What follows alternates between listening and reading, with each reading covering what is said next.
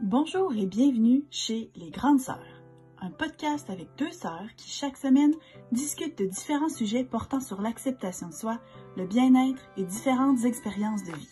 On veut se questionner avec vous sur l'identité et la recherche du bonheur avec des conversations intimes et sans jugement. Bref, soyons toutes les grandes sœurs les unes pour les autres. Bonne écoute! Rebonjour et bienvenue au 27e épisode du podcast Les Grandes Sœurs. Comment est-ce que ça va aujourd'hui, Marie? Ça va très bien. Je suis très excitée parce que, si vous vous rappelez, à la fin du dernier épisode, on vous a pas annoncé de quoi on parlait aujourd'hui. On a juste qu'il y avait une surprise. C'est ça. Et là, c'est une surprise. C'est le temps de... Mais avant, gardons le suspense un petit peu plus longtemps. Anne-Sophie, quoi de neuf? Quoi de neuf? Ben moi, mon quoi de neuf, c'est que, vous savez déjà que je suis ma tante. Mais... De Freddy, puis de Gabriel, du côté à Rowan. Oui, c'est ça. Je suis déjà 2 fois ma tante. Et là, je vais être ma tante une 3e fois. Parce que, Marie, c'est quoi ton quoi de neuf? Parce que je suis enceinte! Oh my god! C'est dit! Oui! Je sais qu'on le postera pas tout de suite, là, mais comme, c'est le fun de dire. Au moment où est-ce que on enregistre ça, je suis à 13 semaines de grossesse. Donc, je viens tout juste de finir le premier trimestre. Mais, pour vous, c'est après notre pause, puis après un épisode de plus. Fait que c'est dans genre... Attends un petit peu, laisse-moi regarder, je pense que ça vaut la peine de calculer. Vous allez entendre ça, je vais être à 19 semaines de grossesse. Donc, à ce point-là, je vais probablement pas mal plus avoir une bédaine. D'ailleurs, pour ceux qui sont sur YouTube, il n'y a pas grand-chose. Disons qu'on pourrait juste penser que j'ai mangé beaucoup pour dîner. Puis en fait, j'ai mangé beaucoup pour dîner. Fait que ça paraît pas encore vraiment, à part pour moi qui connais mieux mon corps. Mais oui, je suis enceinte d'un 2e petit bébé. Oh my god. Puis justement, l'épisode d'aujourd'hui va porter sur la grossesse. C'est ça. Fait qu'on va parler de plein de choses. C'est sûr que, tu sais, il y a beaucoup de ça qui s'est basé dans mon expérience personnelle, mais ça reste que, tu sais, quand t'es une femme enceinte, tu te fais bombarder d'informations, que ce soit par tes propres parents, que par tous les sites internet, que genre Facebook décide de te pousser d'en face. Fait qu'on va parler de ça, mais je dois dire, je ne suis pas une experte en quoi que ce soit. Mon expérience est limitée à une grossesse et quart, et un tiers. Mais en tout cas, on va en discuter aussi en général, puis ça devrait être quand même intéressant. Mais par où commencer, par exemple, c'est une bonne question, mais là, c'est ça. Tu sais, comme tel, le quoi de neuf, on a comme fini, mais c'est ça, c'est ma 2e grossesse. Je suis chanceuse, c'est ma 2e grossesse, j'ai pas eu de grossesse qui s'est terminée avant d'arriver à terme. Fait que là, je suis à 13 semaines, donc j'ai fini le premier trimestre. Habituellement, ils appellent que le premier trimestre finit autour de 12 semaines, même si comme tel, si tu divises 40 en 3, ça fait pas 12, là. Mais en tout cas, c'est souvent à partir de 12 semaines que le pourcentage de chances d'avoir une fausse couche est beaucoup, beaucoup diminué. Fait que c'est pour ça que le monde, à partir de ce moment-là, l'annonce. Que souvent, les gens décident d'attendre avant ce moment, après ce 12 semaines pour le dire. Mais personnellement, je sais comme pas trop pourquoi est-ce que c'est autant une pratique répandue, parce que autant que je comprends que, mettons, tu sais, là, moi, puis tu sais, je l'annonce à un podcast à, mettons, 1000 personnes qui nous écoutent par semaine, ou bien, tu sais, sur mon Facebook ou quoi, je l'ai pas nécessairement encore fait une annonce officielle. Mais moi, personnellement, je l'annonce toujours presque immédiatement. Ben là, moi, là, parce que là, on en avait parlé dans, je sais plus quoi, les premières fois, je pense, que j'étais là, puis j'étais full contente d'avoir... Nos histoires de sœurs. Nos histoires de sœurs, c'est ça. Que j'avais été présente quand que t'avais découvert que t'étais enceinte pour la première fois, puis j'étais full contente, parce que sinon, genre, on se voyait pas tant souvent. Mais là, tu m'as appelé dès le début. Je me sens full touchée. Mon Dieu, ma voix. J'ai full une voix de ma tante aujourd'hui, en plus. J'ai mal à la gorge, mais en tout cas. Ben, en fait, c'est que cette fois-ci, Alex puis moi, ça faisait quelques mois que, pas qu'on essayait, mais que j'avais réarrêté la pilule. Moi, je le savais même pas. Ouais. Fait que finalement, je suis pas tant touchée. C'est ce qu'on s'était dit, ça va réarriver quand ça va arriver, puis on voulait vraiment pas mettre de pression là-dessus. Puis la première fois, tout le monde savait qu'on avait commencé à essayer. Fait qu'on dirait que là, ça me tentait pas, parce que je me suis dit d'un coup que ça prend beaucoup plus de temps la 2e fois que la première. On dirait que j'avais peur que ça prenne beaucoup de temps. Finalement, ça n'a pas été très long, ça a pris 4-5 mois, là, quand même assez rapide. Mais on dirait que je voulais comme pas nécessairement en parler parce que déjà là, il y a beaucoup de monde qui était comme, ah ben là, c'est pour quand le deuxième? Ça me tentait pas d'avoir à dire, ben oui, mais on essaye depuis 1 an, tu sais, fait que ça me tentait comme pas, là. Fait que c'est ça. Mais bref, je savais qu'il y avait des petites chances que je sois enceinte, mais je suis allée me faire vacciner la première dose du vaccin. Puis quand je me suis assise, j'étais tellement excitée, la madame a dit, elle pose des questions, tu sais, de routine qu'il faut qu'elle pose à tout le monde. Elle dit, est-ce qu'il y a des chances que vous soyez enceinte? Là, j'étais comme, T'as-tu dit oui, il y a des chances que je sois enceinte. Puis là, je me suis mis à calculer dans ma tête pour de bon, puis me dire, ouais, je pense que je suis en retard. Tu sais, puis pourtant, moi, je suis pas quelqu'un qui calcule beaucoup, OK? Je suis vraiment pas quelqu'un qui calcule. Je sais à peu près quand est-ce. Puis là, je me rappelle, ouais, ça fait 3 semaines. Pour moi, ça va être cette semaine, tu sais. Fait que c'est vraiment, vraiment pas quelque chose que je suis de près. Puis j'ai dit, oui, il y a une chance. Fait que je me suis acheté un test de grossesse parce que j'ai eu mon vaccin dans une pharmacie. J'étais arrivée à la maison, j'ai fait de pipi, et là, j'étais bien enceinte. La ligne était quasiment plus foncée que la ligne test. Oh my god, je savais pas que c'était comme ça s'était passé. Ouais, puis là, cette journée même là, je l'ai dit à Alex qui était à la maison, Freddy qui était là, on était tous énervés. Est-ce que, parce que tu l'as dit à Freddy, est-ce que t'avais peur parce que Freddy, il répète tout. T'as-tu eu peur qu'il répète à quelqu'un ou quoi? Non, parce que je me suis dit, il répète tout, tu sais, quand je lui demande, qu'est-ce qu'il y a dans le bedon à maman? Un bébé, il dit tout de suite, mais comme... Tu sais, lui, dans sa vie de petit gars de genre même pas 2 ans, quand il voit quelqu'un, là, il pense pas à ça, là, tu sais. Ouais, surtout que c'est tellement abstrait pour lui, là, tu sais. Ouais, c'est ça, c'est... Ouais. Fait que non, j'avais pas vraiment peur de tout ça. Mais là, finalement, Alex, lui, était tellement excité, il voulait absolument dire à quelqu'un ce même jour-là. Puis lui, ben, il parle à son cousin tous les jours, genre le soir quand il game. Fait que j'étais comme, ok, c'est beau, ben, c'est lui-même qui a dit, tu devrais appeler ta sœur. Il voulait que toi, tu veuilles le dire à quelqu'un pour que lui ait le droit de le dire. Exactement. Fait que je t'ai appelé tout de suite. Puis là, ben, genre, on a fait small talk pendant comme 2-3 minutes. Puis en là, plus, ben... je me rappelle quand tu m'as appelé, j'étais comme, t'as dit, si t'as le temps, genre, de m'appeler, pis tout, pis genre, j'avais pas tant de temps. Je me rappelle plus qu'est-ce que je faisais, mais j'étais quand même pressée. Fait que j'étais comme, ouais, qu'est-ce que. Tu sais, comme j'écoutais, mais comme à moitié, genre, pis là, tu me dis ça, pis j'étais comme, oh my god! J'essayais de te rusher, pis genre, grosse nouvelle. Puis on a annoncé, mais après ça, on l'a annoncé dans les jours qui ont suivi cette même. Tu sais, ça c'était un jeudi. Puis cette fin de semaine-là, on l'a annoncé à nos parents, puis ça, parce que. Dis comment? Oui, ben en fait, j'ai acheté à Freddy un petit t-shirt qui est écrit Je serai bientôt grand frère. Puis on y a juste mis. Puis là, ben, on a attendu qu'on y enlève sa veste parce que, tu sais, c'était en mai. Fait qu'il faisait pas encore aussi chaud qu'en plein milieu de l'été. Puis là, ben, attendre que, tu sais, dans la journée ou quoi, ben, il enlève sa veste ou quoi que ce soit, puis quelqu'un le remarque. Parce comme, c'est-tu vrai? Mais moi, je le savais déjà, fait que j'ai même pas remarqué, en fait. Peut-être que j'aurais pas remarqué non plus, parce que j'avais pas remarqué le chandail. Hey, notre frère, là, ça y a pris genre tellement du temps, il a fallu que sa blonde, qui, elle, a remarqué en 30 secondes, fasse comme Nick, lis donc son chandail. Mais c'est ça. Puis je pense que, en général, c'est sûr que c'est un choix personnel à tout le monde, puis c'est bien correct de même. Mais pour moi, personnellement, je suis pas capable de pas le dire tout de suite. Parce que c'est sûr qu'on est vraiment proche aussi de nos familles. Moi, je sais que je vois mes parents et mes beaux-parents plusieurs fois par semaine. Fait que c'est sûr que dans ce temps-là, tu sais, c'est pas juste de dire, ben, je vais leur mentir une fois. Non, ça serait de genre leur cacher ça pendant toutes ces semaines-là. Ben aussi le fait que t'aimes boire aussi, surtout en été, là, tu sais, tu venais de finir tes cours ou bien proche. Ouais. C'est comme, déjà là, il y a ça. Tu sais, de refuser des cocktails tout le temps, c'est clair. Puis aussi, de toute façon, personnellement, je trouve que le premier trimestre, pour beaucoup de monde, c'est plus difficile. Moi, j'ai des grossesses très, très, très faciles, mais pour beaucoup de monde, c'est de la fatigue extrême, c'est des nausées, c'est vraiment un trimestre full difficile. Fait que pourquoi est-ce que tu as envie de t'isoler là-dedans, puis de pas demander d'aide, puis de pas pouvoir en parler, puis chialer à du monde? Puis aussi, justement, c'est si t'étais pour faire une fausse couche, tu voudrais sûrement le support de papa-maman, tu leur dirais pareil. Ouais, c'est ça. Ouais, c'est ça. Fait que c'est sûr que je l'ai pas nécessairement dit à tout le monde tout de suite, mais le monde proche, ma famille immédiate, ça n'a jamais été une question qu'on voulait leur dire tout de suite. Fait que on l'a annoncé assez rapidement. Bon, à part de ça, il y en a beaucoup de choses qu'on peut parler, mais j'ai comme fait une liste un petit peu n'importe comment, mais c'est pas nécessairement full bien organisé. Mais la grossesse en général, tu sais, si on lit ça un peu avec le thème de notre podcast en général, je pense que c'est quelque chose qui est clairement attendu des femmes. Puis même très, très attendu. Société. Ouais. Toi, est-ce que tu sens la pression d'avoir des enfants? Non, mais surtout parce que toi, là, t'en as. Moi, je suis contente que t'aies des enfants parce que je suis comme, ok, je suis correcte pour un petit bout.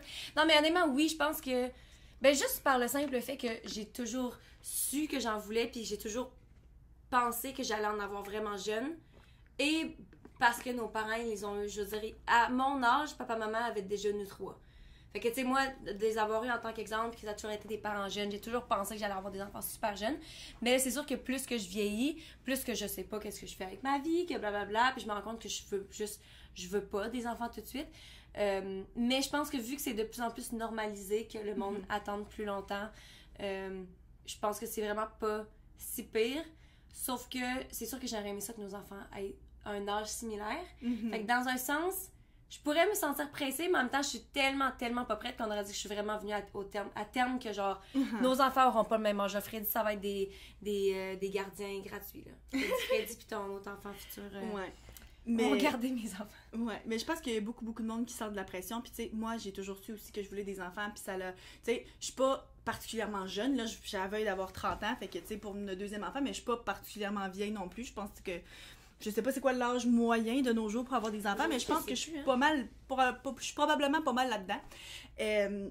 Mais ça reste que je sais que pour beaucoup de monde, c'est de plus en plus normalisé aussi de choisir de ne pas en avoir des enfants, puis qu'il y a beaucoup de monde qui sentent la pression d'en avoir. Mais tu sais, la grossesse, c'est pas quelque chose qui est évident. Puis, on prévoit aussi avoir un épisode sur la maternité, sur le fait d'avoir des enfants puis d'élever des enfants un peu plus tard, là. Quand je vais être comme plus proche d'avoir ce deuxième bébé-là, on va laisser le temps de parler d'autres choses. Mais je pense que tout ça, ça vient avec beaucoup d'implications, puis que c'est correct de nos jours que ce soit une décision plus consciente que le monde prenne. Parce que je pense que, mettons, il y a 40 ans ou il y a 20 ans, le monde ne se posait pas la question. À un moment donné, à un certain âge, c'était la norme, t'as des enfants. Mais aussi, je pense que parce que là, on a toutes les pilules contraceptives, tous les trucs comme ça, mais tu sais, quand on y pense, on dit souvent que c'est la société, puis c'est vrai que c'est la société parce que c'est justement, ça a toujours été comme ça. Mais dans un sens aussi, moi, faut que je prenne la décision bientôt. Ben, en tout cas, moi, j'ai décidé que vers 28, genre dans 2 ans, si je sais que je suis pas encore proche de vouloir avoir des enfants, genre, je veux aller faire congeler mes œufs. Parce que, tu sais, oui, il y a la société, ce qu'ils nous dit, mais c'est aussi le fait que naturellement, les femmes ont... Tu sais, en ce moment, j'ai déjà... C'est quoi le pile de mon plus fertile? C'est quand? J'ai déjà passé ça, là.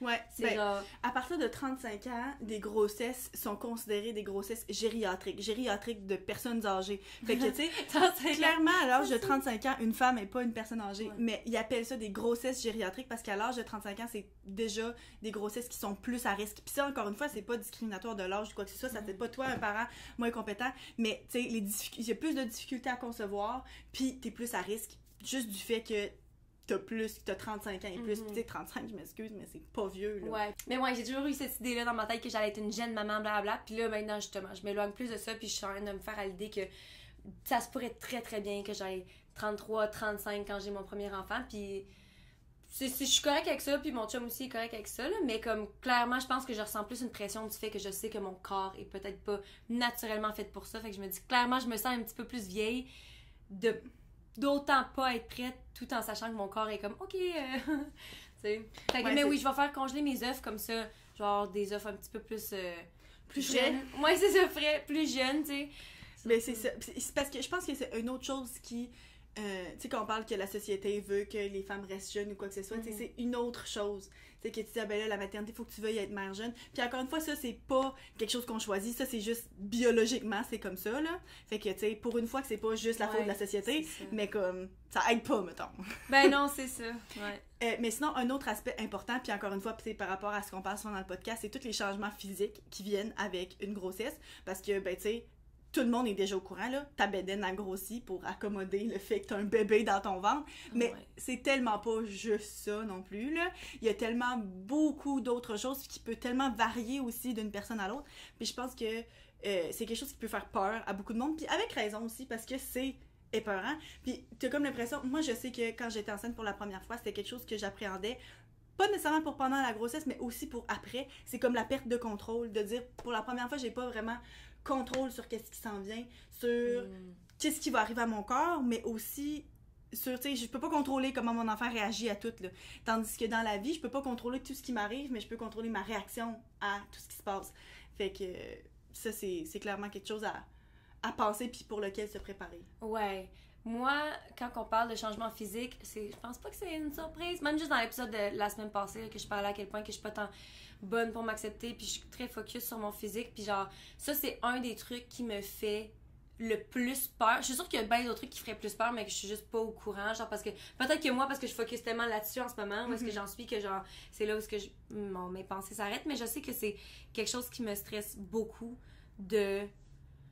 Parce qu'encore une fois, comme on dit, genre que mon corps, ça m'aide à avoir confiance en moi, puis je sais pas comment que je vais réagir, en fait. Tu sais, ça se pourrait très bien, je suis très consciente que justement, il y a plein de monde, même juste pour toi, mais tu sais, plein de mères qui sont comme, une fois que tu vois ton enfant, genre, il y a rien d'autre qui compte. Genre, juste le fait que t'as un enfant en santé puis que ton corps ait créé ça, ça change complètement ta mentalité, ta façon de te voir, de percevoir ton corps puis tout.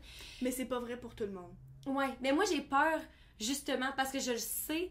Puis même, encore une fois, là, c'est fou parce que quand on a fait l'épisode sur les troubles alimentaires, ben ça, c'est une petite crainte que là, je trouve que je suis dans une bonne place. Mais je sais qu'il y a beaucoup de mères pour qui, quand ils tombent enceintes, ça leur fait développer un trouble alimentaire. La peur de la prise de poids. Ouais.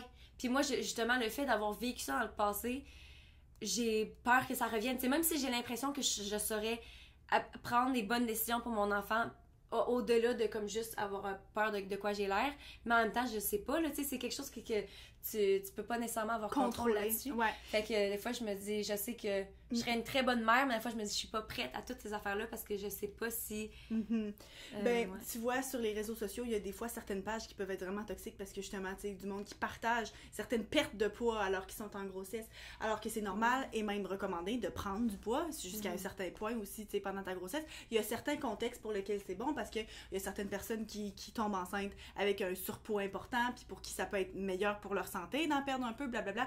Il y a plein de facteurs qui sont là-dedans, mais c'est le genre de choses qui t'a discuté avec votre médecin. Ouais, parce que c'est des cas particuliers pour tout le monde. C'est ça, pas avec du monde sur les réseaux sociaux qui font juste partager ça puis qui sont comme contents de perdre du poids, tu sais. Fait que, mais encore une fois, je pense que c'est toutes les attentes de la société parce que non seulement est-ce que les femmes, on s'attend à ce qu'ils soient minces et belles, mais tu sais, toutes les mères, toutes les Kim Kardashian, toutes les vedettes de ce monde qui ont des enfants, puis que tu vois une photo d'eux autres, genre une semaine après, puis qui sont revenus à leur taille initiale, t'es comme, comment est-ce possible, genre? Ben même juste parce qu'il y a ça, mais encore une fois, par rapport à notre propre expérience, notre mère, elle nous a toujours dit, justement, elle a accouché, là, puis elle est sortie de l'hôpital, puis elle avait ses jeans. Fait que c'est pas zippé, mais comme... Puis tu sais, ça, c'est encore une fois, c'est une histoire que j'ai souvent entendue, tu sais, qu'elle nous a souvent répété juste parce que, tu sais, je sais pas, ça, en fait, c'est peut-être justement le besoin par rapport à la société de le raconter, ou bien c'est juste genre une histoire comme une autre, là. Mais moi, je sais que ça aussi, j'ai intériorisé ça, puis je sais que, mettons, moi puis maman, on se fait souvent comparer en termes de taille ou de corps ou de, on se ressemble puis tout. Fait qu'encore une fois, moi, je me dis, bon, maman, elle a eu des grossesses super faciles, elle nous a accouché super rapidement. En fait, ça me donne une question à toi dans 2 secondes. Puis je me dis, est-ce que, genre, je ressens un petit peu cette pression-là d'être comme elle, de rester petite, puis qu'après ça, je puisse reporter mes jeans en sortant, tu sais. Puis en même temps, de notre côté, c'est que même si tu rentres dans tes jeans, ton corps, il a plus l'air de la même chose. Puis même pour maman, tu sais, ça reste qu'elle a toujours gardé, tu sais, mettons, des vergetures. Tu sais, moi, j'ai des vergetures qui se sont développées, puis que là, tu sais, ça fait 2 ans que j'ai accouché de Freddy, là, ils sont à veille d'être réétirés, mais tu sais, sont encore, quand même, tu sais, ils sont encore très visibles. Puis tu sais, ça fait des changements, mettons, à tes seins, mais qui, oui, peut-être reviennent plus à la normale ou pas, parce que finalement, t'es capable ou tu décides d'allaiter.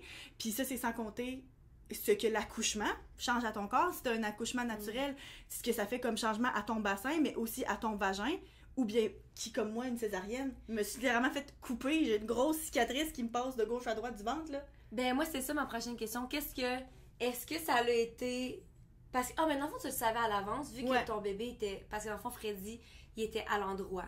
Ben, dans le fond, à l'envers de qu'est-ce qu'il est censé être. Fait que... À place de se présenter par la tête, il était en siège, mais pas en siège, les fesses en premier, les pieds en premier. Fait que moi, j'ai une césarienne planifiée, on savait que c'est ça qui allait arriver. Mais avant ça, est-ce que tu voulais faire un accouchement vaginal? Est-ce que ça a changé quelque chose, genre de savoir que tu pouvais pas nécessairement avoir un accouchement vaginal? Est-ce que ça l'a fait de quoi pour toi, genre mentalement? Ouais, ben... Oui, parce que c'est sûr que moi, je m'étais imaginé avoir un accouchement vaginal. Par exemple, je peux pas dire que j'étais vraiment accrochée à l'idée d'avoir un accouchement naturel. Tu sais, maman, ça a tellement été rapide qu'elle a eu aucune épidurale. Bon, moi, je me faisais pas d'illusions avec ça, puis je me disais que je sais pas... C'est comme peut-être, je sais même pas tant c'est quoi, moi, ma tolérance à la douleur. Fait que c'est que si t'as le choix de ne pas souffrir, t'es comme... Pourquoi pas? C'est ça. Puis, plusieurs semaines avant, quand ils m'ont dit que Freddy était, tu sais, pas dans la bonne position... Tu sais, il en parlait. Fait qu'on dirait que j'ai commencé tout de suite à me dire, OK, c'est une possibilité. Puis, je pense qu'en bout de ligne, moi, tout ce qui est important, c'est que l'enfant soit en santé. Puis encore là, je veux pas dire que du monde pour qui c'est full plus important, c'est pas leur priorité que leur enfant soit en santé, OK? Clairement, tout le monde veut ça, là. Fait que oui, j'y ai pensé un peu, mais ça a vraiment pas été si pire parce que je me disais, bon, ben, garde, ça va être comme ça. Puis, justement, encore une fois, j'avais le contrôle sur comment est-ce que j'allais réagir, puis le contrôle sur comment je me préparais par rapport à mon accouchement. Puis je pense que j'ai été chanceuse parce qu'il y a beaucoup de monde pour qui, tu sais, quand on pense à un accouchement vaginal, tu te vas en travail, tu vas à l'hôpital, tu as des contractions pendant un certain nombre d'heures, tu dilates, tu sais, ton col dilate, puis éventuellement, tu pousses pour que le bébé sorte. Fait que, tu sais, ça peut aller de quelque chose comme 60 heures à 1 heure de temps, tu sais, tout dépendant des étapes, puis tu as de la latence, des fois, ça, c'est des périodes où est-ce qu'il se passe pas grand-chose, puis tu as des contractions pas tant douloureuses, mais que j'imagine qu'il y a du monde qui dirait que c'est pas mal douloureux pareil, là. Mais, tu sais, que ça avance pas bien, puis, tu sais, puis moi, l'affaire, c'est que je n'ai vécu rien de ça. Moi, là, je ne sais même pas c'est quoi avoir une contraction. Oh my God, je savais même pas. Parce que, vu que c'était une césarienne planifiée, c'était 1 semaine avant ma date prévue d'accouchement. Puis, il y a plein de monde qui ont des genres de contractions de pratique avant que le corps se prépare et se pratique à avoir des contractions. On appelle ça des Braxton Hicks. Pendant des semaines, des fois. Oui, avant. c'est ça. Puis, tu sais, c'est justement pas tant douloureux, entre guillemets. Encore une fois, moi, j'en ai jamais vécu. Il y a du monde pour qui ça fait beaucoup mal, d'autres que c'est juste genre un inconfort, juste des tensions dans le ventre. Mais moi, j'ai jamais rien eu de ça. Fait que, comme tel, quand ça fait, mettons, 30 heures que t'es là, puis tu travailles, finalement, ils te disent, OK, ben ça va être une césarienne qui est d'urgence, t'es fatigué, puis t'es désorienté, puis tu le savais pas que c'est ça qui allait arriver. Donc, je comprends pourquoi est-ce que ça peut être quelque chose de 1000 fois plus traumatisant. Moi, je savais que ça s'en venait, j'étais reposée, j'étais prête mentalement, j'ai fait une nuit complète la veille, me suis levée le matin, je suis partie de la maison avec mon sac en sachant que je revenais avec un bébé. Tu sais, il n'y avait pas de comme, ah ben tu sais, je vais aller à l'hôpital, ils vont-tu me revirer de bord en me disant que c'est trop long, il faut que je retourne à non, là. Moi, je savais qu'est-ce qui allait m'arriver. Fait que c'est sûr que, tu sais, moi, je suis sortie de la salle d'opération, là, puis pas que j'étais en pleine forme, mais j'avais pas eu des montagnes russes d'émotions en plus d'avoir full et de la grosse fatigue, c'est ça. Vu qu'on parle aussi de physiquement, les changements physiques, puis que là, on parle de ta césarienne, est-ce que tu veux nous parler de ta cicatrice, genre? Ouais. Ben, en fait, moi, c'est ça. Ils ont ouvert, la façon qu'ils font, c'est que à la base de la bédaine, dans le fond, à la ligne de bikini, si on veut, juste au-dessus du pubis, ils ouvrent. Et puis, souvent, c'est qu'ils vont faire une incision dans l'utérus parce qu'ils ne font pas juste ouvrir de la peau. Il faut qu'ils fassent une incision dans l'utérus aussi, qui est habituellement dans l'autre sens. Fait que, tu sais, t'es coupé de gauche à droite du ventre, mais ton utérus est de haut en bas. Ça fait comme un encre, ou un T à l'envers. Ouais, ou un X, là, ou une croix, là. Je sais, ben, techniquement, moi, j'ai rien vu de ça, hein. Puis après ça, ben, ils te rattachent. Moi, j'ai eu des broches. La douleur était vraiment pas si pire. Encore une fois, j'étais très, très bien reposée, puis t'as des médicaments pour ça. Se lever debout la première fois après. Oh my God! Puis pauvre petite, moi j'ai raconté ça il y a pas longtemps, je me rappelle pas à qui, mais l'infirmière qui devait m'aider pour me relever la première fois était minuscule. Tu sais, moi je mesure 5 et 10. Tu sais, là, je viens d'accoucher, fait que, tu sais, je pèse au moins 170 livres. Elle, pour moi, ça mesurait 5 et 1 puis 100 livres mouillés, c'était beau, là.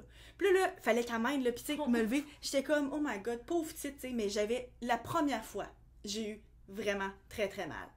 Puis là, je me suis dit, oh boy, elle me l'a dit, là. Elle m'aide la première fois, puis après ça, elle m'aide plus. Ah ouais? Ouais. Mais, la deuxième fois, c'était 1000 fois plus facile. Puis la troisième fois, 1000 fois plus facile que la deuxième. Puis, tu sais, fait que c'est vraiment la première fois la pire, puis après ça, ça va vraiment s'améliorant. Puis le pire, c'est que 2 heures après, c'est le changement de chiffre. L'autre infirmière, elle rentre. L'infirmière est aussi grande que moi. Puis j'étais comme, pourquoi ça n'a pas pu être elle? Elle aurait bien moins rushé à me lever de bout. Pauvre petite avant. Mais bref, puis sinon, ben, pour celles qui accouchent vaginalement, ben, des fois, c'est que selon si tu as eu l'épidurale ou pas, ou bien certaines complications ou pas, mais c'est sûr qu'il y a des. Tu peux te déchirer, tu sais, parce que. Ouais, puis là, ils te recoudent, là. Tu peux demander qu'ils te recoudent. C'est ça. Fait que ça aussi. Ça, je savais pas, hein. C'est ça que la première fois que j'ai entendu ça, là, ça m'a comme traumatisé. Mais ça fait du sens dans ça recoue tout.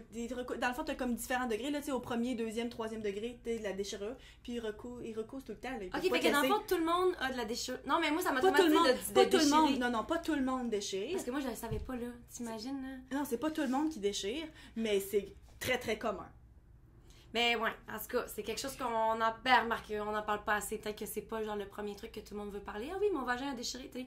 Je comprends, là. Mais comme moi, personnellement, j'étais comme, oh my god. Genre, je préfère le savoir avant parce que t'imagines, là, tu viens d'accoucher puis on te fait dire, genre, ok, fait que t'as déchiré au 3e degré, on va te recoudre. C'est comme, tu sais, si tu sais pas que c'est normal, là, genre, tu paniques, là. Puis là, ben, tu sais, t'as des points de suture. Puis souvent aussi, c'est que dans les premières journées, tu sais, uriner, ça peut brûler ou quoi parce que, tu sais, ben, c'est une coupure, qu'est-ce que tu veux, là. Fait que, tu sais, ça peut être douloureux.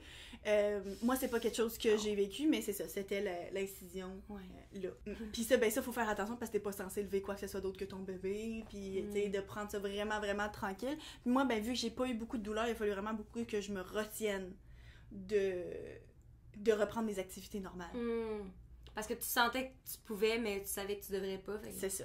Exactement. Mais ouais, ok. Là, pour revenir à ma question, parce que j'ai pas l'impression de te répondu à ma question. Ouais. Côté se voir, la façon qu'on voit nos changements physiques, genre, par rapport à après, est-ce que ça te dérange, mettons, ton incision? Est-ce que tu as une grosse cicatrice? Est-ce que... Aujourd'hui, on la voit. Elle est de moins en moins apparente, clairement. Là, je sais qu'ils vont la rouvrir. On en parlera tantôt de pourquoi est-ce qu'on sait déjà que c'est par là que le deuxième va passer aussi.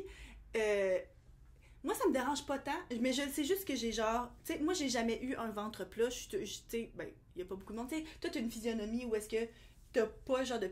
ce qu'on appelle les petits gras de bébé, là. Ouais, genre que presque toutes les femmes ont juste un excès de gras, comme les deux abdos d'en bas, là. C'est ça. Ouais. C'est pour ton utérus, là, c'est parce qu'il est là, puis clairement, c'est ça. Ça se peut que naturellement, tu l'aides pas. Mais si tu l'as, là, genre, de se tuer à essayer de l'enlever, là, ben dans le fond, c'est comme si tu voulais t'enlever l'utérus, OK? Ouais, c'est ça, la plupart, genre, la plus grande majorité. Moi, je pense que... Encore une fois, je dis tout le temps ça, mais moi, je suis vraiment faite comme un petit gars, genre. J'ai vraiment l'impression que... C'est ça. Puis j'ai comme l'impression que là, moi, à cause de mon incision, j'ai un petit... Je pourrais pas appeler ça un tablier, mais ça accentue un petit peu ce bourrelet-là. Ça me dérange pas vraiment. Puis justement, tu sais, c'est la mode des pantalons taille haute, puis moi, je retournerai jamais aux tailles basses. Mais tu sais, c'est pas le genre de choses que quelqu'un va voir ever. Puis mon petit bourrelet, c'est sûr là, que si je me mettais à full m'entraîner puis à perdre beaucoup de poids, ça s'en irait. Mais comme on a déjà mentionné dans le passé, moi je suis quand même bonne pour avoir de la compassion pour moi-même, puis c'est pas le genre de choses qui me dérange beaucoup, fait que je passais par-dessus. Puis sinon, ben moi mes seins ils ont à peine grossi, j'ai pas été capable d'allaiter. Ça c'est quelque chose que le monde n'en parle pas. Comment, tu sais, tu penses là que genre l'allaitement, tu sais, c'est depuis la nuit des temps, là, milliards d'années, c'était comme ça. Là, avant, il n'y en avait pas là, de la formule pour des bébés. Fait que tu nourris ton bébé avec tes seins, genre. Moi, j'ai toujours voulu allaiter, mais c'est vraiment pas si facile que ça. Puis moi, vu que j'ai une césarienne, tu sais, mon corps n'a pas eu tout le travail puis le fait d'expulser le bébé. Fait que ma montée de lait a pris du temps. Puis moi, là, la montée de lait, là, ben je l'attends encore.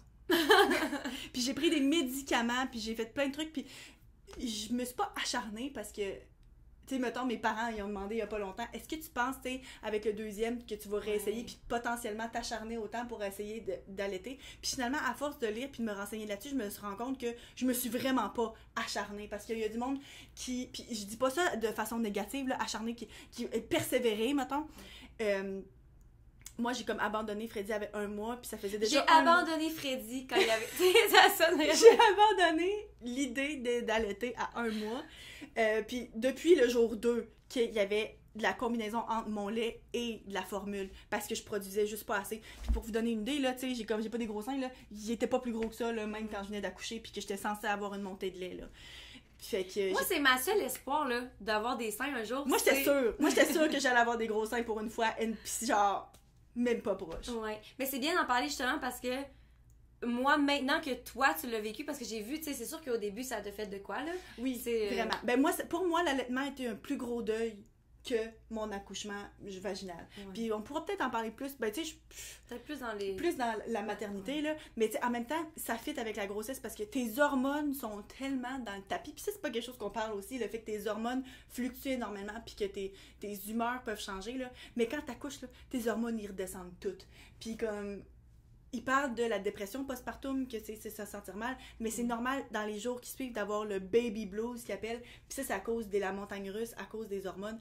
Puis moi, le fait que j'ai de la difficulté à allaiter, on dirait que c'est ça qui a été la plus grosse difficulté. Parce qu'une fois que mes hormones ont redescendu, j'ai fait la paix quand même relativement rapidement avec le fait que j'allais pas être capable d'allaiter, ou du moins que j'allais pas persévérer, puis continuer à faire les deux. Hey, tu sais, je pompais, là, puis j'étais même pas capable de sortir un once par sein. Là.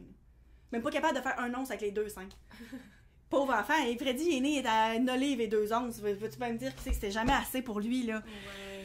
Fait que, mais ça a été un deuil plus difficile que le deuil de l'accouchement, vraiment. Parce que moi, tu vois, c'est ça, comme je dis, clairement, mon but, c'est d'avoir des enfants pour avoir des seins, c'est la seule raison. Non. Mais comme, tu sais, j'en parle tout le temps, je dis tout le temps avec Rowan que je suis comme, oh my god! Mais, vu que, à avoir vu toi le vivre, on aurait dit que si, mettons, j'étais pour pas être capable, ben, peut-être que mon opinion va être différente à ce moment-là, mais j'ai l'impression que ça me dérangerait vraiment moins. Surtout parce qu'en plus, ben en fait, c'est vraiment pas juste ça, là, mais tu sais, clairement, tu veux pas être sous quand tu vas être enfant, mais quand même, tu peux boire. C'est bien, parce que quand t'allaites, tu peux pas. Mais moi, je pense que le plus gros avantage, c'est aussi de pouvoir avoir de l'aide, là. Tu sais, de pouvoir te reposer, parce qu'il y a quelqu'un d'autre qui peut nourrir ton enfant. Puis encore une fois, il y a des bienfaits à nourrir au sein, parce que l'enfant va avoir plus d'anticorps, plus... Ça veut pas dire qu'un enfant qui est nourri à la formule va être plus malade que l'autre, non. Mais il y a des bienfaits qui ont été démontrés de l'allaitement. Fait que si c'est possible, c'est correct, mais je sais qu'il y a du monde pour qui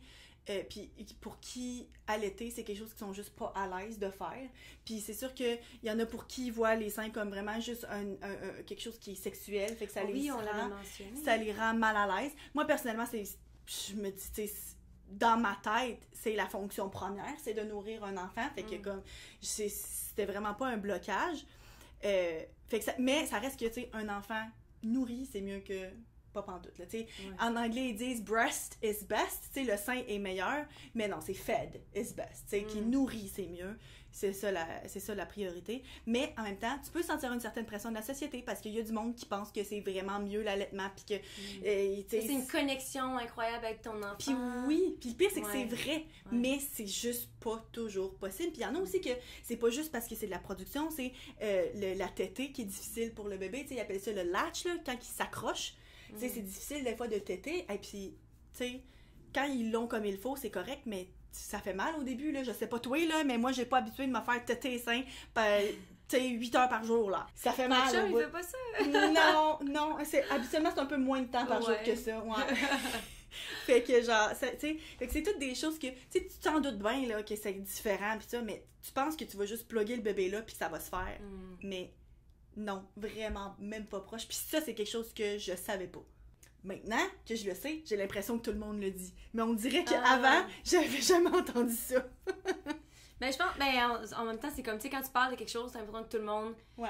Quand tu t'achètes un nouvel auto, ça donne que tu vois l'auto partout, mais comme avant, tu n'avais jamais remarqué. Fait que tellement. Mais, comme ça. Tu sais, ça fait partie d'une des choses que j'écris, des choses qu'on ne dit pas. Tu sais, quand on dit, en anglais, c'est morning sickness, mais tu sais, les nausées matinales que tu as dans le premier trimestre, c'est plus des nausées de toute la journée. Là. Ouais, c'est pas juste le matin. C'est ça. Tu sais, y a pas... Moi, personnellement, j'ai été vraiment chanceuse. À Freddy, j'ai eu 0 nausée. Puis là, dans ma deuxième grossesse, j'ai eu quelques fois où est-ce que ça me tentait pas de manger quelque chose parce que ça me levait le cœur un peu. Tu sais, fait que j'ai été vraiment, vraiment chanceuse. Hey, non, my God! Sauf que mon quad neuf de cette semaine, c'est ça. Mais là, j'ai déjà mon quad neuf, là. Mais cette semaine, j'ai vomi en changeant une couche à Freddy. Quoi? Oh my God! J'aurais tellement voulu voir ça. Ben, ça devait pas être le fun dans le moment, non, mais comme... Non, mais... T'es dans la poubelle de caca, en plus? Non, mais non. J'ai été extrêmement chanceuse parce que ma belle-mère, la mère à Alex, est venue. Puis moi puis Freddy, on jouait dehors. Puis quand elle est arrivée, moi, j'étais comme à 4 pattes dans l'entrée en train de désherber. Puis Freddy, lui, passait sa tondeuse. Mais, à mon insu, il a fait caca. Fait que quand Nancy, elle l'a pris pour lui dire bonjour, elle dit « tu pues, toi? » Fait qu'on dit « on va aller changer la couche. » Fait qu'on rentre en dedans. Puis elle, mais tu sais, elle le garde full souvent. Fait que tu sais, vraiment, vraiment à l'aise. Fait qu'elle est allée commencer à changer la couche avant moi. Puis quand elle a ouvert la couche, elle a fait « oh boy! » Fait que là, moi, je suis comme rentrée. Puis là, j'ai tout de suite, immédiatement eu un haut le cœur, juste en voyant la couche. Puis moi, je respire même pas, là, quand je change sa couche. Fait que c'est visuellement, genre. Le visuel m'a donné un haut le cœur. Fait qu'elle dit... non, c'est pas quelque chose qui t'écoeure en général, tu sais. Non! Elle dit, OK, c'est beau, je vais m'en occuper. Fait que moi, je me dis, garde, si elle pour s'occuper de lui, je vais au moins m'occuper de la couche sale, parce que je suis aux couches lavables. Fait que, tu sais, je peux pas juste la garrocher dans la toilette, dans la poubelle. Dans la toilette. Mais là, juste la ramasser, puis l'ouvrir pour me dire quel genre de ramassage ou de rinçage va falloir que je fasse. Le cœur m'a levé. Il a fallu que je la laisse là. J'ai vomi un petit peu dans la salle de bain. Là. Non, dans la salle de bain. Puis là, mais moi, je pensais qu'après avoir eu une petite remontée, j'allais être correcte, tu sais, parce que je suis pas vraiment malade. Fait que je suis partie pour aller en haut des marches pour appeler Alex qui travaille en bas ou lui dire « Hey, tu peux-tu monter gérer la couche dégueu? Parce que moi, je serais pas capable. » Puis là, je demanderais quand même pas ça à ma pauvre belle-mère qui en fait déjà beaucoup en ce moment. Mais non, j'avais pas fini. Oh non, t'as-tu vomi dans les escaliers? Non, je suis courue, elle, dans l'évier de la cuisine. Oh my god, ça c'est un bon quoi de neuf. Fait ça, que là, je... Désolée, hein, d'ailleurs, hein, il y a un trigger warning, je vous Ben, avertis, il y avait du contenu dégueulasse. peu tard, Je pas sais. ça, Fait là. que finalement, Alex, il est monté, puis il s'est occupé de la couche. Nancy s'est occupée de Freddy. Moi, ben, j'ai vomi mon dîner dans le lavabo de la cuisine. Après ça, ben, on a tout nettoyé. Mais ça a été fini après. Mais moi, le pire, là, c'est que j'ai quasiment pas eu de nausée. Puis ça fait quelques semaines là, que, genre, le peu de semi-mal de cœur que j'ai eu est terminé. Mais ouais, j'ai un petit peu le cœur fragile encore, je pense. Mais c'est vrai parce que même à ta première grossesse, on avait fait une vidéo sur ma chaîne de comment on teste les trucs, les combinaisons bizarres de femmes enceintes, puis t'avais dit que t'avais pas non plus eu de Grosse craving. Non. Ouais. Fait, mais cette fois-ci, par exemple, je suis plus genre, je veux de la junk food, je veux du gras ou des affaires de même, là, tu sais. Fait que moi, une salade en ce moment, là, tu m'exciteras pas fort avec ça. Mais, c'est ça. Fait que ça, c'est une des choses qu'on dit pas vraiment. Y a-tu d'autres affaires, mettons, que moi, j'ai parlé pendant mes grossesses que toi, tu savais pas, genre, pis que... Ben moi, non, mais pas... Ben t'as peu. Peut-être que oui, mais là, en ce moment, ce que je pense, c'est à une de mes amies qui était... qui a déjà eu 2 enfants. Puis, c'est... Son muscle de... Comment ça s'appelle? Le muscle abdominaux. Ouais. A genre... Pas fendu, oh my god, ça sonne tellement genre... C'est séparé. Ouais, c'est séparé. Fait que c'est comme si au milieu, genre, pensez à vos abdos, là, juste en plein milieu, c'est comme si le muscle, il ouvre en deux. Puis ça fait comme une bosse. Puis là, sur le ventre, c'est... Ouais, ben en fait, c'est parce que pendant la grossesse, clairement, ceux qui nous regardent, genre, c'est vraiment chic. Ben, tu sais, vu que ta bédaine grossit, mais tu sais, tous tes organes bougent, mais aussi tes muscles puis ta peau étire. Fait que des fois, ça s'appelle la diastase. Donc, les muscles ici sont déjà séparés. C'est déjà 2 muscles, mais ils sont un à côté de l'autre, puis qui peuvent comme se séparer. Puis quand tu accouches, mais des fois, ça peut faire en sorte que comme ça fait une bosse, ou bien que ça peut... Moi, personnellement, ben en fait, je sais pas, il y a jamais personne qui m'a tâté pour voir, parce que pour me le dire, mais comme tel, je pense pas que ça m'est arrivé, mais il y a du monde pour qui ça peut faire des complications. Moi, mais moi ça me fait peur, ça me fait vraiment peur. Encore une fois, même, je pense que ça revient au fait que c'est juste l'aspect physique, là. Parce que, justement, comme on dit, j'ai toujours eu un ventre quand même naturellement plat, puis tout. Puis genre, je sais pas qu'est-ce que ça donnerait comme, comme look. Ça revient un peu aussi aux attentes de la société. Tu sais, souvent, le monde va... qu'on voit des célébrités qui bounce back, qui reviennent à leur poids ou à leur allure initiale vraiment vite, alors qu'on oublie qu'eux autres, ben, c'est leur job, puis qu'ils ont des nutritionnistes, puis qu'ils ont des entraîneurs privés pour les aider à retrouver ça rapidement. Mais je pense que aussi, même pour madame tout le monde, pas monsieur, madame tout le monde, pour madame tout le monde, parce que c'est les femmes que ça affecte, tu fais toujours faire des commentaires, genre, tu sais, puis encore une fois, c'est super bien intentionné, mais comme, moi, quand je suis sortie de l'hôpital, oh my god, tu sais, t'es déjà revenue tout petite ou quoi que ce soit, mais comme tel, moi, je sais que je suis pas revenue comme avant. Je sais que j'ai plus de mou de bédaine, puis je sais que j'ai des vergetures, puis tu sais, je sais que... Mais, encore une fois, c'est beaucoup une approche par rapport à de quoi t'as l'air, puis à ton corps. Puis même là aussi, quand tu commences, la première grossesse, souvent, ça prend beaucoup plus de temps qu'on pense avant que ça commence à paraître. Moi, là, je pense qu'avant que ça commence à paraître, que moi, je sache la différence, puis que je remarque que j'avais plus de bédaine à Freddy, je devais être au moins 14 semaines. Puis pour que les gens puissent le voir, puis se dire, pour moi, une tête enceinte, je pense que j'étais rendue à peu près 18. OK.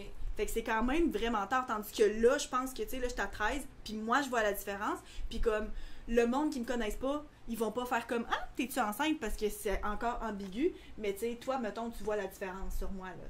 Ouais, c'est ça, parce que moi, je connais plus ton corps, mais t'as pas... Tant qu'à moi, t'as pas encore l'air enceinte, t'as juste... C'est ça. Ouais. J'ai juste l'air, c'est ça, d'avoir mangé un gros dîner. Ouais, c'est ça. Fait que, mais souvent, c'est que pour une deuxième grossesse, ça apparaît beaucoup plus vite parce que ton corps et tes muscles s'en rappellent, ton utérus se rappelle, donc il est plus étirable facilement. Tu vois, ça, je savais pas ça. Fait que c'est ça. Fait que là, ben, encore une fois, mais là, c'est que c'est tes attentes de dire, oh my god, ben là, j'engraisse-tu full plus vite, ou ben comment ça, je suis full plus grosse déjà.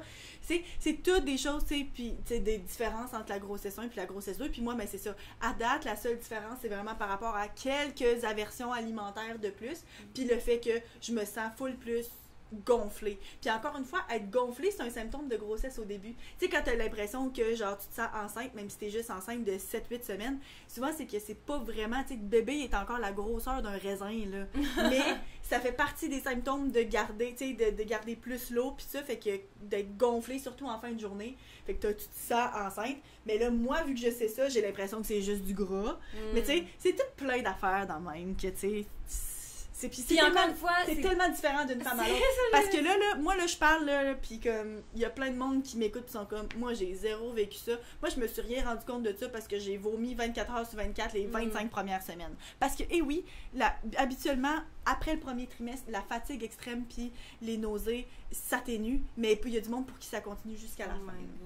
Mais moi, par exemple, la fatigue, j'en suis sortie, là. Mais, tu sais, dans les dernières semaines, mettons, quand je suis tombée en vacances, je faisais la sieste tous les jours avec Freddy et c'était une nécessité.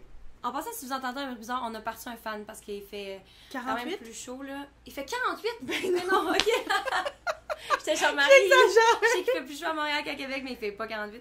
Ah, il fait 28 en ce moment. Je sais pas c'est quoi la température ressentie, là. 29. 29, bon, ok. Bref, moi, j'ai 48. Il fait chaud. Ouais, c'est ça, ça nécessite un fan. Une autre chose, en fait, que j'ai entendu, puis c'est sûr que toi, t'as sûrement pas vécu, vu que t'as pas eu d'accouchement vaginal, mais c'est que des femmes portent des couches après avoir accouché parce que tu peux être incontinent ou quoi. Ouais. Ça, là, j'en avais jamais entendu parler avant d'en entendre parler. Ça fait-tu du sens? Ben, en fait, c'est le fun que t'en parles parce que c'est pas vrai. La raison pour laquelle tu portes des couches, c'est qu'après l'accouchement, quand tu accouches, tu as le bébé qui sort, tu as le placenta qui sort, mais après ça, tu as des segments pendant plusieurs semaines. Puis ça, que tu as accouché vaginalement ou par césarienne, tu les as quand même. Des fois, il y a des femmes pour qui, à cause de la césarienne, c'est moins ou même plus, là, fait que finalement, c'est genre... normal, en tout cas. Mais souvent, c'est que il faut que tu portes des serviettes sanitaires parce que tu peux pas mettre des tampons, puis c'est quand même absolument plus que des règles normales. Puis il y a du monde pour qui c'est juste plus simple de porter des couches. Donc, il y a certaines femmes qui préfèrent porter des couches. Moi, j'ai failli en acheter. Puis finalement, j'avais lu qu'il y a beaucoup de monde pour qui ça n'en a vraiment pas tant que ça. Fait que j'avais décidé d'attendre de voir est-ce que je vais avoir beaucoup de pertes de sang, puis ça va valoir la peine d'acheter des couches ou pas. Puis finalement, non, parce que c'était pas si pire. Ou je sais pas, c'est parce que moi, à la base, j'ai des règles tellement abondantes que je suis habituée de gérer beaucoup de pertes. Mais oui, ça arrive, par exemple, l'incontinence. Et après ça, à cause des muscles du vagin qui ont clairement été étirés, que tu peux avoir plus de difficultés avec tes muscles des Kegel, là, pour la retenue urinaire. Moi, mais ça peut se déclencher aussi même pendant la grossesse. Fait que c'est important de faire des exercices, certains exercices qui sont recommandés. Moi, c'est pas quelque chose qui est un problème. Je suis chanceuse. Mais moi, par exemple, une autre chose que je ne savais pas avant, qui, encore une fois, je n'ai pas vécu, mais qui est vraiment un symptôme vraiment répandu, c'est la constipation. Enceinte, il paraît qu'il y a beaucoup de monde, genre mettons 7 femmes sur 10, je sais pas c'est quoi le chiffre, là, mais comme un grand pourcentage des femmes enceintes qui souffrent de constipation quand même assez sévère. Oh, ouais, c'est terrible. Je suis déjà tellement à la base constipée. T'imagines si tu rajoutes de la constipation normale, oublie ça. Moi, j'ai été vraiment chanceuse parce que c'est pas un problème, mais tu sais, moi, j'ai déjà vu des posts sur Reddit de genre des femmes qui font un post spécial pour dire « J'ai fait caca aujourd'hui! » Puis de genre ramasser full de commentaires de genre « Bravo, tant mieux pour toi, je me le souhaite! » Parce que genre, it's that big a deal. Ok, c'est aussi commun. C'est tellement commun que genre, ça te tente de crier sur tous les toits quand t'es finalement capable d'aller à la salle de bain. Puis toi, ça t'a pas fait ça? Non, je suis chanceuse. Cependant, une chose que moi j'ai vécue, puis que ça, je suis pas mal sûre, en tout cas, je sais pas, là, j'en avais vraiment jamais entendu parler, puis même depuis que ça m'est arrivé, je pense que je l'ai vu mentionner une seule fois quelque part, j'ai eu une varice, mais vulvaire. Fait que des varices, c'est, tu sais, quand des fois, c'est surtout sur les jambes que tu vas avoir, mettons, des veines qui viennent à la surface. Mais moi, j'en ai eu à cause de la pression que le bébé faisait sur une de mes lèvres de ma vulve. Puis au début, je ne savais pas c'était quoi. Je pensais que c'était genre un bouton. Puis ben, quand ça pète, ça saigne longtemps. Fait que c'était vraiment pas tant agréable, pour vrai, là. Puis c'est comme une veine qui pète, dans le fond? Ouais, c'est comme une veine qui ressort parce qu'il y a full de pression. Tu sais, un peu, tu sais, souvent ils disent de pas se croiser les jambes parce que ça fait ressortir les veines. Moi, j'en ai quelques-unes ici, là, sur mon mollet, là. Elles sont pas très sévères, mais j'en ai un peu. Ah, moi, je pensais que c'est des bleus. J'ai juste des bleus, c'est cool. Mais moi, c'est ça, j'en avais une. Puis à un moment donné, je sais pas pourquoi, à cause du frottement ou quoi, tu sais, ça l'a comme... Vu que la veine est vraiment en surface, ça a comme pété, puis ça s'est mis à saigner. Puis encore une fois, j'étais dans la douche, fait que là, tu sais, c'est pire parce que là, t'as de l'eau qui coule, fait que là, t'as l'impression qu'il y en a full plus, là. Mais tu sais, c'est pas full agréable. Puis ça peut être, encore une fois, ben des hémorroïdes aussi, c'est full plus commun chez les femmes enceintes. Parce que justement, vu que t'es constipée, tu forces full fort pour aller à la selle, fait que ça fait sortir des hémorroïdes. Mais moi, à cause de la pression du bébé, j'ai eu 2, je pense, varices à la vulve. Ça m'a pris bien du temps de comprendre c'était quoi. C'est pas tant le fun, puis j'avais jamais entendu personne mentionner que c'était quelque chose qui leur est arrivé, puis même encore jusqu'à aujourd'hui, j'ai jamais rencontré personne. Mais remarque, encore une fois, j'en parle, c'est pas le genre de choses que tu parles à beaucoup de monde, moi non plus, j'en ai pas. J'ai fait des recherches sur internet, parce que je me demandais c'était quoi, mais ouais. Ben, si jamais vous, là, parce que clairement, ça, c'est tout ce que nous, on savait pas, ou des trucs qu'on a entendus ou quoi, mais on veut savoir, puis justement, peut-être qu'on pourra en parler dans un autre épisode pour continuer à parler des trucs qu'on parle pas assez, là. Si jamais vous êtes au courant de quelque chose qui est arrivé qu'on n'a pas mentionné, ou bien que vous avez vécu quelque chose en tant que femme enceinte, là. S'il vous plaît, écrivez-nous, puis on va le partager si vous le voulez bien, là. Je pense que ce serait super intéressant. Ouais. Sinon... Parce que, tu sais, la grossesse, on n'a jamais fini d'en parler. Puis probablement que l'épisode d'aujourd'hui va être quand même relativement long, puis qu'on n'aura pas le temps de couvrir tout de quoi on pourrait parler. Mais ça reste que aussi un autre élément pendant la grossesse, c'est tout ce qui est les restrictions en général. Restrictions alimentaires? Alimentaires, mais de certaines activités aussi. Tu sais, de certaines choses qui peuvent être dangereuses pour le bébé, puis qui sont tellement, tellement différentes de quand nos parents ou bien nos grands-parents était à ce même point. Parce qu'encore aujourd'hui, tu sais, des fois, quand tu dis « Ah non, ben je peux pas manger telle chose » ou « Je peux pas faire telle chose », c'est comme « Ben non, voyons donc, moi je faisais ça. » Mais tu sais, t'en as là qui ont fumé pendant leur grossesse, pendant les années 60, puis à ce moment-là, ils savaient juste pas que ça pouvait être néfaste pour le bébé. Mais aujourd'hui, avec, tu sais, la science, puis genre le partage de l'information, la liste de restrictions alimentaires, mettons qu'on focus là-dessus pour commencer, là, est genre infini.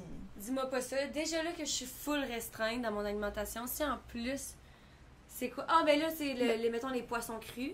Pas de poissons crus, fait que pas de sushi, pas de pokéball, pas de tout ce qui est bon. Ben en fait, tu peux manger du poisson, c'est juste parce que tu peux pas en manger qui est pas bien cuit. Puis encore une fois aussi, ça dépend. Il y a certains poissons que c'est genre à certaines quantités, parce que des fois il y a du mercure. Fait que si mettons que t'es du genre à manger du requin, là, ben non, pas enceinte. Ah, bon, faut que je... J'en ai déjà mangé, moi, par exemple, en Europe. Et c'était vraiment bon. Ah ouais. Puis, sinon, ben, tu sais, même la viande.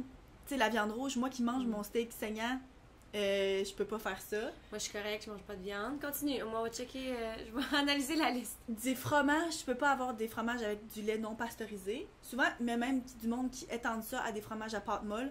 Moi, j'aime trop le fromage, fait que tant que c'est fait avec du lait pasteurisé, ce qui est la norme au Québec, là, il y a certains pays où est-ce qu'il y en a des fromages artisanaux, mais ici, tout ce qui se vend, c'est tout régulé par je sais pas, là, la MAPAC, c'est tout régulé, là, fait que tu peux pas mal toutes les manger. Bon, en ben tout cas, moi, j'y mange pas mal toutes. C'est ça. Moi, je mange pas de produits laitiers, fait que je suis correcte. Ok, continuons. C'est pas pire à date. Après ça, faut pas d'alcool, bien sûr. Ouais. Ça, c'est un facile. Après ça, t'es pas censé... ils me recommandent même de ne pas manger, mettons, des œufs coulants. Ok, parce que c'est comme un petit peu Parce que de la viande pas cuite, genre. Ben, c'est ça. Techniquement, t'aurais plus de chances de salmonelle. Ok. Avec pas de viande froide. Ben, ça non plus, ça t'affecte pas tant. Ouais. Mais, tu sais, ça, c'est plus dangereux. Moi, je dois dire que je fais des écarts, là. Ça, c'est... Les chances sont vraiment minces. Fait que ça m'arrive quand c'est... tu sais, que c'est moi qui fais ma sandwich puis que je sais que le paquet vient juste d'être ouvert. Parce qu'ils disent que c'est plus safe dans les paquets emballés que de te le faire couper toi-même à l'épicerie parce que ça se peut que leur machine soit mal lavée. Ah, ok. Même si tu pourrais penser le contraire, là. Mais en tout cas, ça. J'en oublie probablement, genre... J'en oublie 8 millions en ce moment. C'est sérieusement intense, la liste de choses que t'es pas censé manger. Puis encore une fois, il y a plein de monde qui vont dire genre « Ah ouais, mais moi j'en ai mangé toute ma grossesse puis tout était correct. » Mais comme t'es, c'est juste parce que t'es plus vulnérable à certaines bactéries.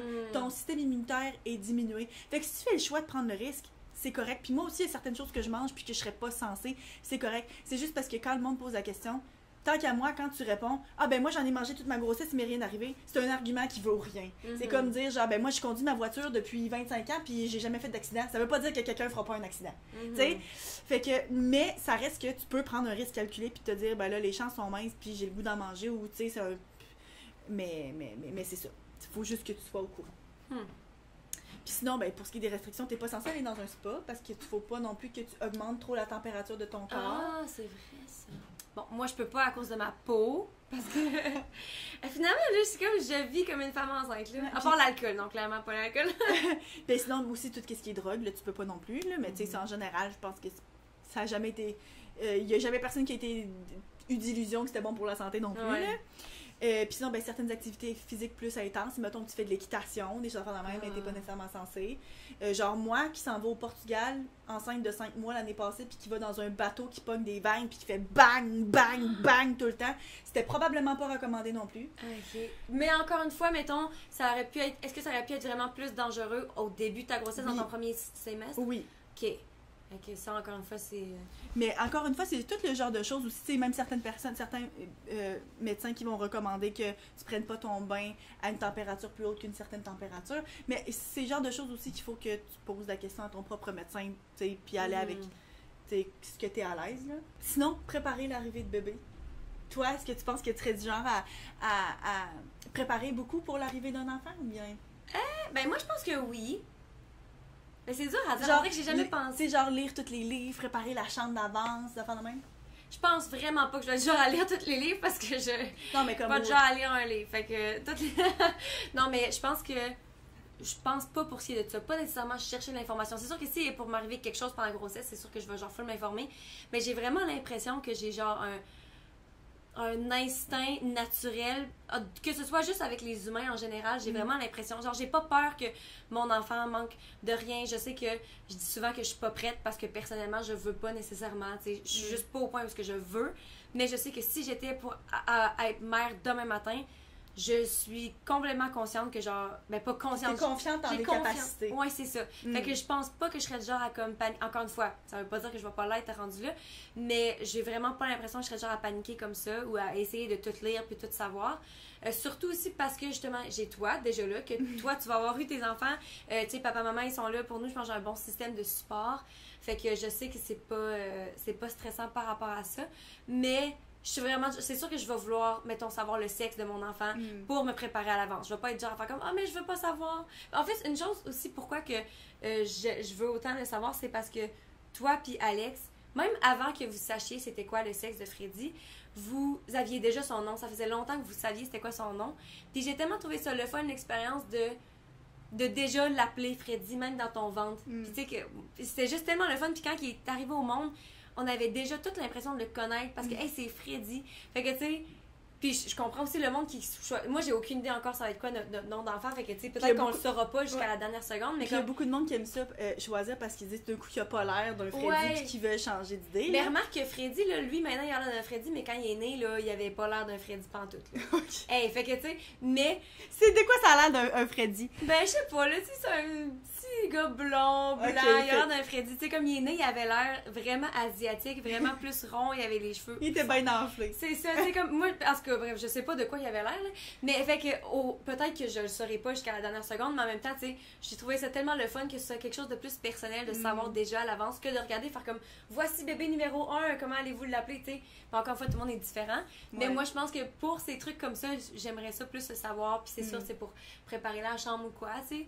Mais c'est sûr qu'encore de nos jours, c'est quelque chose aussi, tu sais, on en a parlé un peu dans l'épisode des privilèges par rapport à l'identité de genre, comment est-ce que justement, tu sais, le sexe, c'est devenu de plus en plus controversé, fait qu'il y a beaucoup de monde qui soit font des parties de gender reveal, tu sais, pour annoncer le sexe du bébé. Puis moi, je pense pas que, personnellement, c'est pas quelque chose que j'ai fait avec Freddy, tu sais, j'ai juste appelé le monde puis dire, on va avoir un petit gars, puis tu sais, pour l'enfant à venir, que j'ai une prédiction, mais que vu que c'est une prédiction pas certaine, je ne partagerai pas maintenant. C'est pas quelque chose que je veux faire comme une grosse affaire autour, mais en même temps, moi, personnellement, j'aime ça le savoir, ne serait-ce que pour... Je sais pas. Non, je sais pas. Moi, j'ai jamais pas voulu savoir. Ouais, mais je pense Mais que c'est le en même monde temps, qui veulent pas savoir, c'est plus vraiment une Pour la préférence. surprise. Ouais, c'est ça. Tandis que le monde qui font juste, on peut le savoir, fait que pourquoi pas. Fait que je pense que si tu t'en fous, t'as pas de préférence non plus, t'es comme, ok, let's do it. Mhm, mhm. Mais moi, je pense que je serais déjà à avoir un party de gender reveal. Mais en même temps, c'est juste une excuse d'avoir un party. Ben non, mais sinon c'est ton shower aussi. Il y a du monde qui. Puis tu sais, moi j'ai eu un shower où est-ce que justement, tu sais, le monde est venu me voir, j'étais plus vers la fin de la grossesse, puis le monde donne des cadeaux. Puis aussi, encore une fois, j'ai entendu le point de vue de dire, ben tu sais, c'est quand même malaise, hein, des showers, parce que finalement, tu fais un party pour que le monde vienne te donner des cadeaux, genre.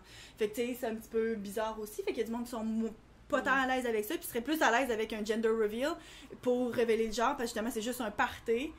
Puis parce que justement, tu sais, le sexe c'est tel que tel, mais tu sais, pour voir le monde plus que pour demander des cadeaux. Puis je comprends ce point de vue-là aussi. Moi, remarque que, tu sais, je pense pas que j'ai mis tant de... En tout cas, je sais pas, là, mais je pense pas que j'ai mis tant de pression pour avoir des gros cadeaux ou quoi que ce soit, au contraire.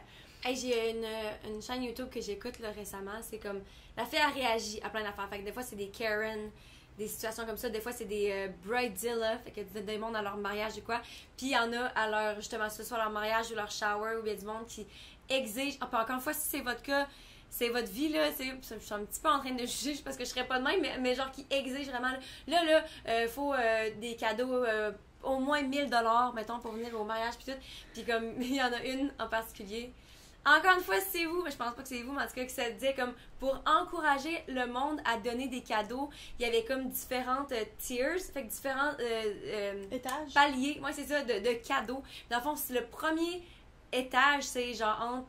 Je pense que c'était comme 1000 à 2500. Fait qu'il n'y a pas rien en dessous de 1000. Puis après ça, il y a comme... Puis là, ça, c'est tu reçois une carte signée avec notre nom, blablabla. Puis là, comme, tu sais, comme une affaire ridicule. Puis après ça, plus que ça monte, puis quand tu donnes, genre, mettons, c'était comme 15 000, ouais, 10 000, 15 000, ben là, une soirée avec nous, où est-ce qu'on va te gâter. Mais c'était tellement bizarre, puis justement, tu sais, comme d'exiger quelque chose, ça rend tellement le monde mal à l'aise. Fait qu'encore une fois, tu sais, shower, c'est pas obligé de recevoir du... Mais tu sais, moi je pense que d'un côté, c'est oui, c'est le fun, puis d'un côté, c'est que tu peux te demander pour certaines choses. Je pense que, tu sais, il y a une différence aussi entre comme dire, ben moi, mettons, c'est tel modèle ou telle chose que j'ai fait des recherches puis que j'aimerais avoir sans qu'il y ait d'obligation. Puis justement, tu sais, dire, ben là, il faut que tu dépenses tant d'argent ou des choses comme ça. Puis tu sais, moi, je sais que dans la vie, je suis vraiment pas quelqu'un de spécifique, là. Je suis vraiment pas quelqu'un qui ça te dérange d'avoir telle marque ou telle marque. Fait que, tu sais, ça, c'est encore plus facile. Mais en même temps, je pense que c'est correct aussi quand tu fais tes recherches de dire, OK, moi, c'est telle affaire. Mais, tu sais, tu en mets de tous les différents montants aussi, là, tu sais. Puis, il n'y a pas personne qui est obligé d'amener quoi que ce soit. Parce que c'est plus une façon, ben, pour moi, du moins, de célébrer le fait qu'il y a un enfant qui arrive. Puis que c'est le fun de voir tout le monde aussi. Puis tout ça. Mais je comprends aussi que avoir un enfant, ça coûte cher. En fait, on n'a même pas encore parlé de ça. Ah, mais ça, c'est plus dans la maternité? Ouais. Ben, c'est parce que c'est par rapport à se préparer. Ouais. Moi, quand je pense, je suis partie en voyage jusqu'à ma 32e semaine de grossesse. Puis quand on est revenu, on avait littéralement autant de choses pour bébé que toi, t'en as dans ton appart en ce moment. Rien. Oh, ok. J'étais genre, t'as peu, qu'est-ce que j'ai pour bébé? Rien. On est revenu de voyage, puis c'est sûr que... C'est ça, tu sais, c'est dans ma personnalité aussi, tu sais, parce que autant, Alex a une cousine en ce moment qui est enceinte, puis que, tu sais, elle a déjà commencé à préparer la chambre, puis ça, puis c'est tellement cute, mais tu sais, moi, là, c'est ça, là, j'étais enceinte de 36 semaines, là, puis on a commencé à descendre nos bureaux de travail qui étaient dans la chambre de Freddy actuellement au sous-sol pour faire de la place pour lui, là. Fait que, tu sais, s'il était arrivé, genre, full prématuré, là, on aurait été un petit peu dans la merde. Fait que je vous recommande pas nécessairement d'être aussi pas préparé que moi, là. Mais c'est vrai qu'il y a beaucoup de monde, pour revenir au point qu'on parlait au début, là, tu sais, de la pression puis tout, il y a beaucoup de monde qui attendent d'avoir des enfants parce qu'ils veulent la sécurité financière, c'est ça. Ça, c'est vrai que c'est un... Ben, je veux dire, c'est sûr que, tu sais, c'est quand même responsable de vouloir comme une bonne vie pour ton enfant. Tu veux qu'il manque de rien puis tout, là. Mais moi, c'est pas quelque chose qui me stresse non plus. Même si je suis vraiment pas tant sécure financièrement, mais mais c'est parce qu'en même temps, je pense que nous autres, on a grandi, puis tu sais, nos parents n'avaient pas nécessairement beaucoup d'argent, puis on sait qu'on a manqué de rien.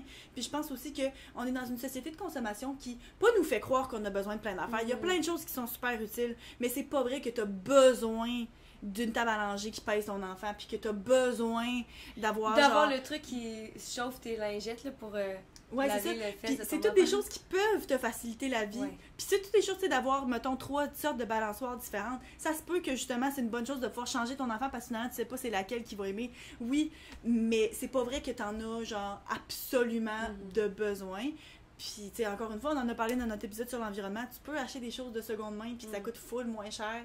Puis, en tout cas, fait que... encore une fois, si vous avez les moyens, puis que tu les donnes après, tu sais, comme rien, mais c'est ça, il n'y a absolument rien de mal à ça. Mais tu sais, c'est comme pour plein d'autres choses, c'est comme la même chose, c'est quand on parlait d'accouchement un peu plus tôt, tu sais, d'avoir un plan de naissance, c'est quelque chose qui, pas qui est à la mode, mais qui est nouveau depuis, ben en fait, je sais pas c'est nouveau depuis quand, là, mais tu sais, que je pense, j'avais jamais entendu parler avant, il y a quelques années, tu sais, de préparer d'avance un plan de naissance pour te préparer mentalement à ce qui va arriver. Fait que, tu sais, dans le fond, de comme planifier d'avance les étapes, puis d'écrire dedans, est-ce que tu veux ou pas une épidurale? Qu'est-ce qui arrive si telle complication arrive? Veux-tu qu'on fasse telle affaire? Veux-tu telle intervention? Veux-tu tel médicament? Puis te préparer d'avance.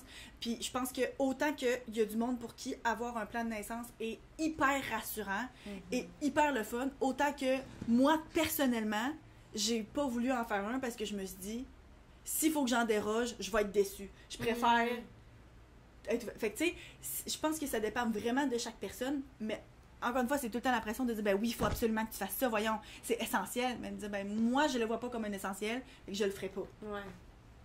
Moi non plus, je pense pas que je ferais le plan de naissance. Encore une fois, je sais pas. Mais tu sais, c'est la même chose. Moi, j'étais très, je veux être à l'hôpital parce que s'il y a une complication, j'ai pas le choix. Puis finalement, oui, parce que, tu sais, j'ai une complication qui s'est planifié genre 3 semaines d'avance, mais il y en a pour qui c'est très important d'aller dans une maison de naissance, d'avoir une doula, puis d'essayer de faire ça, tu sais, à la maison, dans un contexte le plus naturel possible, tu sais. Moi, ça me dérangerait pas d'être à l'hôpital, ça me dérangerait pas de faire ça à la maison, ça me dérangerait pas de faire ça dans une piscine. Je pense que j'ai pas encore genre décidé. Clairement, en ce moment, dans ma tête, je vais dans un hôpital parce que c'est ça comme le plus commun, là. Ouais. Mais comme ça se pourrait très bien, je suis comme non, je préfère être toute seule, surtout que genre je suis vraiment, j'aime ça être dans mes affaires. Puis apparemment que les gens qui le font ont des expériences de naissance tellement intimes, tellement connectées avec leur corps que c'est quelque chose d'extraordinaire. Mais moi, personnellement, je me dis, s'il y a quelque chose qui arrive, je ne peux pas être à 15 minutes de route ou 10 minutes de route. Ou ben, souvent, ils sont super proches. Là, des maisons de naissance sont proches. Mais mettons, tu décides de faire ça à la maison. Je peux pas être à 10 minutes de route d'un hôpital. Puis c'est un choix personnel encore. Mais moi, en tout cas, j'ai lu là, que le monde qui en font des accouchements à la maison pour qui ça se passe bien, là, tu peux même pas envisager de faire quelque chose de différent. Ah ouais. Ouais, fait que, mais encore une fois, c'est toutes des choses qui sont... propres à chacun. Ouais. Mais je pense que ce qu'il faut se rappeler là-dedans, puis là, ben, j'ai comme l'impression qu'on s'en va peut-être vers une conclusion. Oui. Parce que là, on commence à en avoir parlé pas mal. Oui. C'est que t'auras bien beau être autant informé que tu veux, t'auras autant avoir tous les conseils inimaginables de 850 millions de personnes. C'est tellement une expérience unique à chacun, puis il faut tellement se laisser le temps de le vivre. Puis aussi, une affaire que j'ai oublié de mentionner, c'est que tu sais, moi, j'ai eu la chance, puis je vais toucher du bois. Je cherche du bois, toucher du bois, que ma deuxième grossesse continue d'aller aussi bien que ma première. Mais, tu sais, des fois, il y a du monde qui sent beaucoup de pression d'apprécier chaque minute de leur grossesse parce qu'il y a du monde qui ont de la difficulté à tomber enceinte, parce qu'il y a du monde qui perdent des enfants, puis tu sais, qui font des fausses couches, qui sont des expériences vraiment incroyablement difficiles, puis c'est vrai qu'il faut être capable de l'apprécier, mais c'est difficile d'être enceinte. Puis à la fin, quand t'as plus de la misère à marcher, puis tu te pisses dessus 2 fois par jour, puis que tu sais, tu te sens plus parce qu'il fait donc bien chaud, ça se peut aussi que tu sois tanné d'être enceinte. Puis quand, genre, tu vomis toute la journée, en plus d'être full fatigué, puis tu t'occupes déjà d'un autre enfant en premier trimestre, ça se peut que ça te fasse chier d'être enceinte, puis t'as le droit à ça aussi, tu sais. Je pense que s'il y a comme...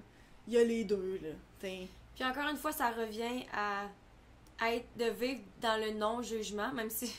Tantôt, j'ai passé un commentaire qui est peut-être... Mais, tu sais, justement, tout le monde va le vivre différemment. Que, tu sais, moi, personnellement, peut-être que, justement, je passe des jugements ou que, genre, je le vois d'une façon différente parce que j'ai jamais été enceinte. Mais malgré tout, toutes les expériences sont différentes. Fait que juste parce que tu as été enceinte ne veut pas dire que tu vas savoir qu'est-ce qui est mieux pour la grossesse de quelqu'un d'autre. Fait que c'est de vivre, de prendre les meilleures décisions que tu penses pour toi-même, pour ton enfant, dans le moment.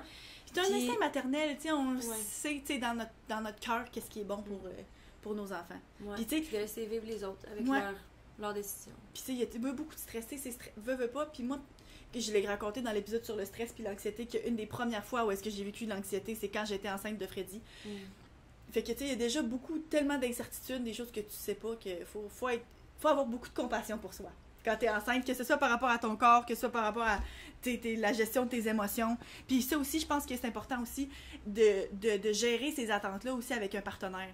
Tu sais, mettons de t'asseoir avec ton chum ou ton partenaire, peu importe, puis de dire, ben voici ce qui va m'arriver, voici comment je me sens, voici ce que je m'attends à ce que tu fasses ou que tu fasses pas pour moi, parce que, tu Tu sais, mettons, Alex, là, tu sais, lui, il sait pas plus que moi, là, qu'est-ce qui va y arriver. C'est encore moins que moi. Ben là, maintenant, il sait plus, là. Mais tu sais, la première fois, puis autant qu'ils veulent te supporter, autant qu'eux autres aussi vivent des changements, puis eux autres aussi se préparent mentalement à l'arrivée d'un enfant, puis eux autres, je sais qu'Alex, tu sais, il a pas la même connexion à l'enfant que moi qui le porte, puis qui sent donner des coups, puis tout ça. Tu sais, fait que il faut être à l'écoute l'un de l'autre. Puis oui, je pense que le partenaire de la personne enceinte doit être en support principal, parce que clairement, tu as des changements hormonaux et physiques puis mentaux importants, mais tu sais, ça va dans les deux sens aussi, puis des fois, c'est facile de l'oublier, là, mais c'est pas évident pour personne. Parce que l'arrivée d'un enfant, c'est du stock, puis là, ben, un deuxième, c'est stressant quand même. Moi, j'ai demandé à Rowan, il y a pas tant longtemps, j'étais là, si là, par le temps, parce que vu qu'on n'est pas encore prêt de ça, je me suis dit, si par le temps qu'on est rendu, qu'on est prêt, si c'est possible pour que les hommes portent l'enfant, est-ce que tu serais ouvert? Puis, il a pas rien dit, il a comme été hésitant, mais je suis sûre que, genre, clairement, je pense pas que ça lui tenterait nécessairement, là. Mais en même temps, moi, j'étais comme, moi, je serais down que ce soit lui si c'était possible, là. Pourquoi pas? Hein? Je sais pas. Les hippocampes, c'est les hommes qui... Ouais. C'est les mâles, les hommes. Les mâles qui... Puis en shoot, les hippocampes, là, à coups de centaines. T'as déjà vu un hippocampe? Vous aurez checké une vidéo sur YouTube, un hippocampe qui accouche. Qui accouche. Hey, ça fait des exercices d'abdos, là, ça contracte, puis genre, pouf! Hey, ça sort de la poche, toi, genre, à coups de sang, je te jure. Je suis comme, c'est incroyable. Le monde qui doit avoir un hippocampe dans un aquarium, là, oublie ça, une fois qu'il accouche, là... Quand ils grandissent, ça va juste être pogné d'hippocampe. Je sais pas comment ça fonctionne. Peut-être qu'il y en a juste 2% qui survivent, là, c'est vraiment impressionnant.